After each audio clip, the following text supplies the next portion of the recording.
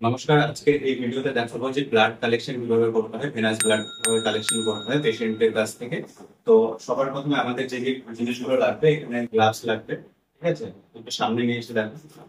আর এখানে আমাদের কটন লাগবে, টুনিকেট লাগবে, সঙ্গে সিরিঞ্জ লাগবে, আর যে ভাইলটা লাগবে, আমরা যেটাতে ব্লাডটা নিব সেই ভাইলটা আমাদের লাগবে। আগে এখানে মার্কিং করে নিতে হবে যে কি কি টেস্ট আছে।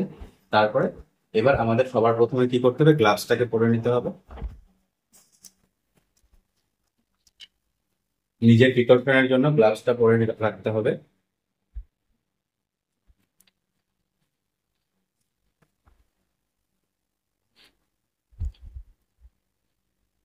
প্রথমে গ্লাভস পরে তারপরে এবার আমাকে টুনিকেট দিয়ে আগে দেখে নিতে হবে যে কোথা থেকে আমি ব্লাডটা নিচ্ছি, ঠিক আছে?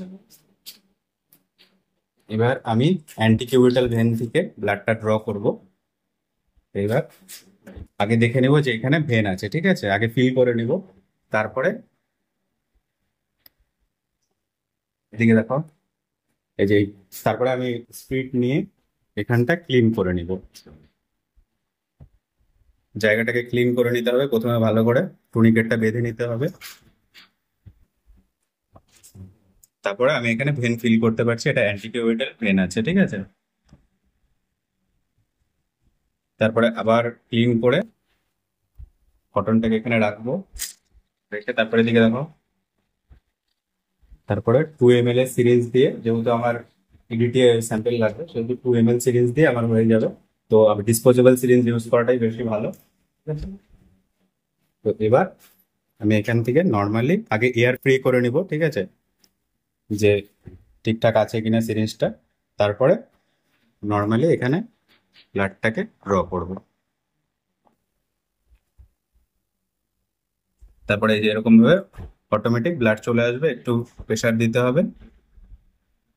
মুঠোটা ছেড়ে দিন আপনি। এবার আমার ব্লাড ড্র হয়ে গেল। এবার এখানে কটনটা দিয়ে টুনিকেটটা তারপরে খুলে দেবো, হালকা করে সিরিঞ্জটা বের করে নেব। তারপরে এবার আমাদের কি করতে হবে, এই যে এই ব্লাডটাকে, যদি তোমাদের কাছে বার্নার থাকে তাহলে বার্নার দিয়ে বার্ন করতে হবে নিডিলটাকে, ঠিক আছে? আর যদি বার্নার না থাকে তাহলে আবার রিক্যাপ করে পাঞ্চার প্রুফ কন্টেনারে, মানে এই যে এখানে যে পাঞ্চার প্রুফ কন্টেনার আছে ওটাতে ফেলতে হবে, ঠিক আছে? তো এরপরে আমি স্যাম্পেলটাকে যত তাড়াতাড়ি সম্ভব এখানে এই ভাইলের গা বরাবর ঢেলে দেব।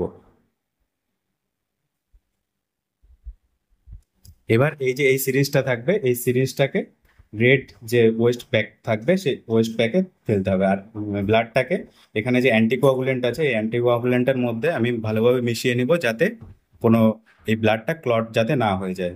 সেই জন্য এই ব্লাডটাকে আমি, এটা ইডিটিএ স্যাম্পল, তো এটাই হচ্ছে procedure blood collection. Thank you.